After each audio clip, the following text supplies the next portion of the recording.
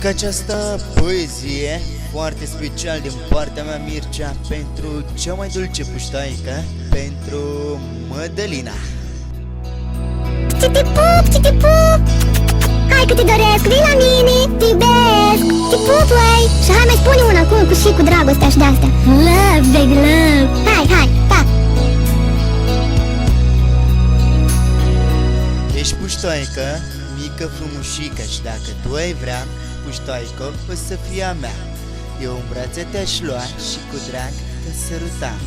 Ești prințesa inimii mele, fără tine n-am putere. Eu pe tine te iubesc, puștoaică, într-o zi o să te răpesc. Ce te pup, hai că te doresc, vii la mine, te iubesc, te pup, uai. Și hai mai spune una acum cu și cu dragostea și de-astea. Love, baby, love. Hai, pa.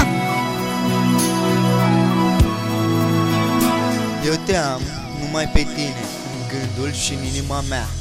Eu te vreau numai pe tine, în toată viața mea. Eu te vreau numai pe tine, să fii mereu lângă mine. Eu te iubesc numai pe tine, că inima mea te vrea doar pe tine. Eu nu vreau altă iubire decât pe cea de la tine. Eu nu vreau altă privire decât pe cea de la tine. Eu nu vreau un alt zâmbet decât numai al tău. Eu nu vreau un alt sărut decât numai al tău. Eu nu vreau altă mângâiere decât numai pe a ta.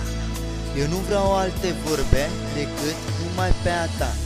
Eu te iubesc numai pe tine și te voi iubi mereu. Te voi iubi mereu cu o iubire veșnică numai pe tine.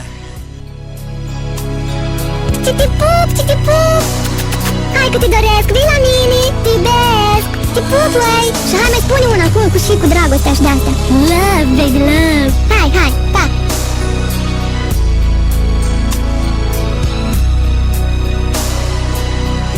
Voi fi cu tine tot mereu și tu vei fi cu mine, căci te iubesc. Iubesc și eu, dar împreună ne este bine.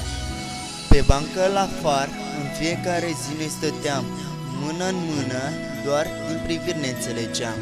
Ce bine împreună, de multe ori ne-am certat, dar tu erai divină.